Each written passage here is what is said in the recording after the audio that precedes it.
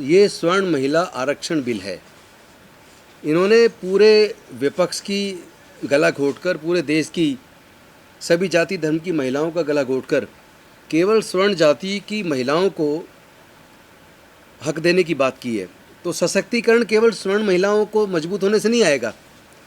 जब तक इस सशक्तिकरण में देश की दलित, आदिवासी, पिछड़े वर्ग और रिलीजियस माइनॉरिटीज़ की महिलाओं को भी उसमें हिस्सा नहीं मिलता। और दूसरा 33% क्यों, ये 50% होना चाहिए।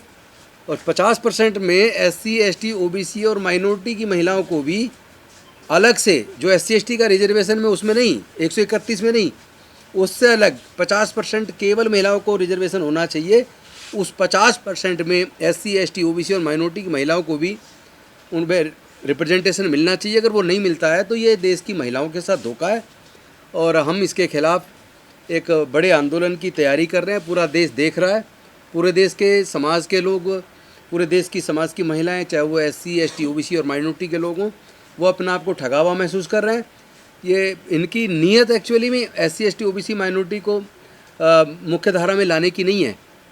और ये एक धोखा पूरे देश के साथ हो रहा है।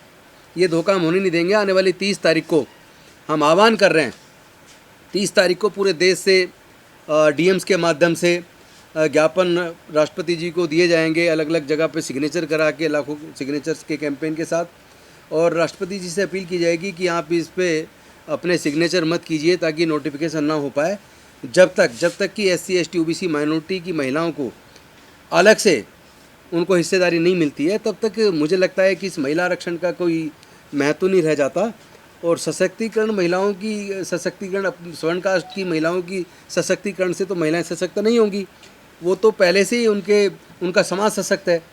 और मुझे लगता है जो मनुस्मृति में जो स्थिति इन्होंने रखी है महिलाओं की, तो स्वर्ण महिलाओं को थोड़ा थोड़ा सा कुछ दे के बाकी महिलाओं को आज भी उसी तरह गुलाम बना के रखना चाहते हैं। उनको, उनकी हकमारी ये लोग कर रहे हैं। और इसके लिए पूरा SC, ST, OBC माइनॉरिटी के लोग पूरे देश से कमर कस चुके हैं और आने वाले समय में इनको जवाब दिया जाएगा। किसी भी सूरत में हम इनको सफल नहीं होने देंगे। एक शायर ने कहा है कि माना तुम्हें अपनी तलवार की तेजी आजमानी है, मगर हमारी गर्दनों पे इसका इम्तहान होगा कब तक। जो OBC समाज है, बाबा साहब ने जब संविधान लिखा और वो संविधान 26 जनवरी 1950 को लागू हो गया, तो OBC का उसमें धारा 340 के अंतर्गत तभी से आरक्षण मिलना शुरू हो जाना चाहिए था। लेकिन हमारे भाई साहब राजेंद्र पाल जी, रतन लाल जी सब इस बात को बार बार याद दिलाते हैं हमें कि 42 से 48 साल लगे उन अधिकारों को प्राप्त करने के लिए जो 26 जनवरी 1950 को मिलना चाहिए थे। तो इस देश में जब संविधान लागू हुआ तो उससे पहले 26 नवंबर को बाबा साहब ने कहा था कि इस संविधान से राजनीतिक समता तो आएगी, लेकिन सामाजिक समता और जो आर्थिक समता है वो जब तक नहीं होगी तब तक ये समता मूलक समाज बनेगा नहीं। हमारे सपनों का भारत, जो इसको कहते हैं कि मजबूत भारत, सशक्त भारत, समृद्ध भारत नहीं बनेगा।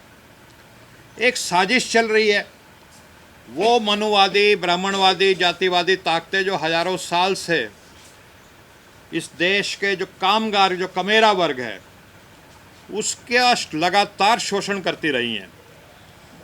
उनको ये बर्दाश्त नहीं है आज भी, इस 21वीं सदी में जब पूरी दुनिया एक ग्लोबल विलेज बन चुकी है, कि इस देश में समता मूलक समाज बने। और हम लोगों का सौभाग्य था कि हम लोगों ने शरद यादव जी के साथ बहुत नज़दीकी तौर पे काम कर रखा है पिछले 30-40 साल से, और शरद यादव जी हमें इस बात को समझाया करते थे।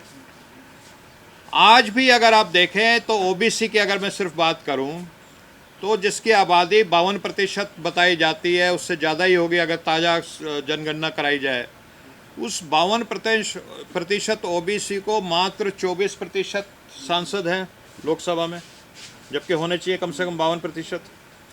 और अगर महिलाओं की संख्या आज देखें हम जो पार्लियामेंट में है, तो 78 महिलाएं हैं, उसमें 78, उसमें जो SC ST आरक्षण से आ रही हैं उनको अगर आप निकाल दें, बाकी जो जनरल कैटेगरी में महिलाएं आ रही हैं उनमें OBC महिलाएं 5% भी नहीं हैं। तो ये जो आरक्षण हो रहा है इसका मतलब ये साफ साफ यही है कि 95% वो महिलाएं जो किट्टी पार्टी में जाती हैं, वो महिलाएं जो खान मार्केट में अपना शॉपिंग करके टाइम पास करती हैं, शाम को 5 स्टार होटल में कॉफ़ी पीती हैं और कहती हैं बड़ी बोरिंग लाइफ हो रही है, ये सारा का सारा जो है आरक्षण, जैसे मेरे से पूर्व गौतम साहब ने, सूरज जी ने बताया, ये उन सवर्ण महिलाओं की संख्या बढ़ाने के लिए है। और जब ये संख्या बढ़ेगी तो जो 24% ओबीसी के जो इस समय सांसद हैं, वो अगर फिर प्रतिशत में आएंगे तो वो 15% रह जाएंगे, 10% रह जाएंगे।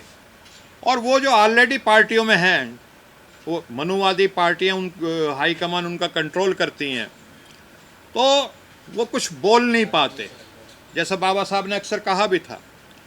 अब मोदी जी जब बन के आए तो उन्होंने कहा कि मैं ओबीसी का हूँ और ओबीसी का प्रधानमंत्री बन रहा है, तो देश के ओबीसी ने बढ़ चढ़ करके मोदी जी का साथ दिया। भारी संख्या में ओबीसी के उनको वोट मिले। एक उम्मीद थी, ओबीसी के लोगों को उम्मीद थी कि 15 लाख भी मिलेंगे, 2 करोड़ नौकरियां भी मिलेंगी, लेकिन जो ओबीसी के अटके हुए काम है, जो ओबीसी का कल्याण नहीं हो रहा पिछले इतने 60-70 सालों से, वो कल्याण भी होगा क्योंकि हमारा एक ओबीसी का भाई प्रधानमंत्री बनेगा। लेकिन पिछले 10 साल में जो सबसे बड़ा धोखा हुआ है, अगर आप ये देखें कि कैसे गवर्नर बने, कैसे वाइस चांसलर्स की अपॉइंटमेंट हुई हैं, कैसे लेटरल एंट्री से जो सिविल सर्विस में लोग आए हैं, अगर आप उनकी तरह जो राज्यसभा में मनोनीत हुए हैं, एम्बेसडर बने हैं, और तो और आपका जो आरक्षण 27% होता है, कई जगह ये वो 27% भी नहीं दिया जा रहा है। और लखनऊ में हमारे जो शिक्षक बच्चे हैं, उन्होंने कितना कई सालों से आंदोलन कर रखा है। ये सब हो रहा है, सबसे ज़्यादा जुल्म। तो हमें ऐसा नेता नहीं चाहिए ओबीसी का जो ओबीसी के नाम से आए और ओबीसी का सबसे ज़्यादा जिसको कहते हैं नुकसान करे। हमें महात्मा बुद्ध चाहिए, जो थे तो सवर्ण वर्ग से आते थे, लेकिन जिन्होंने समता के लिए काम किया। हमें वीपी सिंह, अर्जुन सिंह चाहिए, जिन्होंने नौकरियों में आरक्षण दिया, हमें शिक्षा में आरक्षण दिया। तो कहने का तात्पर्य ये है कि एक सोची समझी साजिश चल रही है कि कैसे जो ओबीसी जो प्रतिनिधित्व जिसको मिलना चाहिए, और वो जो ओबीसी महिलाएं हैं जो घर में मेड का काम कर रही हैं, जो खेत में धान लगा रही हैं, जो रेहड़ी पटड़ी का काम कर रही हैं, जो छोटी मोटी फैक्ट्रियों में नौकरी कर रही हैं, इस आरक्षण बिल से उनमें से एक भी महिला संसद में नहीं आएगी। मैं ये दावे के साथ कह सकता हूँ। लालू जी ने कभी पत्थर फोड़ने वाली के को महिला को बनाया था, कभी ऐसे ही और लोगों को वर्गों से ना आरक्षण होते हुए भी बनाया था, लेकिन इस सवर्ण महिला आरक्षण से एक भी वो महिला जो असल में जो शोषित है, वंचित है, पीड़ित है, जिसको हाशिए पे धकेला गया है, कई पीढ़ियों से धकेला गया है, मैं दावे के साथ कह सकता हूँ इस बिल के जरिए एक भी ऐसी शोषित पीड़ित जो खेत में काम करने वाली महिला, जो मजदूर वर्ग की महिला संसद में नहीं पहुँचने वाली। तो हम इस महिला का बिल का पुरजोर विरोध करते हैं। और हम ही नहीं कर रहे, बीजेपी के अंदर भी बैठे जो लोग, जो जिनकी जबान अभी नहीं कटी है, उमा भारती जी, उमा भारती ने भी कहा है कि मैं इस बिल को लागू नहीं होने दूंगी। मैं 60% ओबीसी का प्रतिनिधित्व करती हूं और अपने जीते जी इस चीज़ को लागू नहीं होने दूंगी।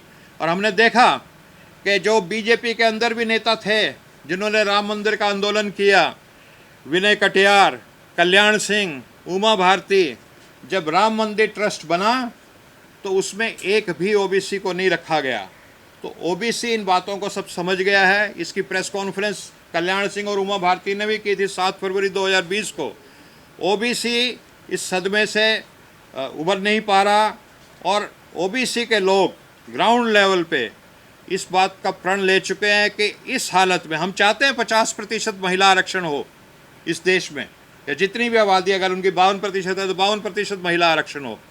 लेकिन ओबीसी महिलाओं को इसमें से निकाल करके केवल सवर्ण महिलाओं को अगर आगे लाने के लिए इस बिल को किया जाएगा तो इसका गांव-गांव पे विरोध होगा। और इसकी शुरुआत 30 तारीख से होगी। तमाम वो संगठन जो सामाजिक न्याय में विश्वास रखते हैं, तमाम वो लोग जो सामाजिक न्याय के आंदोलन के सिपाही हैं, वो अपने अपने तरीके से, क्योंकि हम बाबा साहब को मानने वाले हैं, हमारे सारे जो आंदोलन होते हैं वो संवैधानिक होते हैं, वो शांतिपूर्ण होते हैं। हम कानून के दायरे में रह करके सारे आंदोलन करते हैं। तो कानून के दायरे में रह करके अहिंसा और शांति का बिल्कुल पालन करते हुए संवैधानिक तरीक़ों से 30 सितंबर को हम इस आंदोलन का आगाज़ करने जा रहे हैं और ये तब तक हमारा आंदोलन चलेगा और ये इवॉल्व करता रहेगा स्टेप बाय स्टेप। जैसे हमारे साथी बैठे हुए हमारे साथी, हमने 13 पॉइंट रोस्टर का भी आंदोलन चलाया था और उसको स्टेप बाय स्टेप हमने ले करके गए थे और फिर देशव्यापी आंदोलन बन गया था। मुझे पक्का यकीन है कि एक बार पूरा ये देशव्यापी आंदोलन बनेगा, सरकार को अपने कदम वापस लेने पड़ेंगे और ओबीसी महिलाओं को हम न्याय दिला के रहेंगे।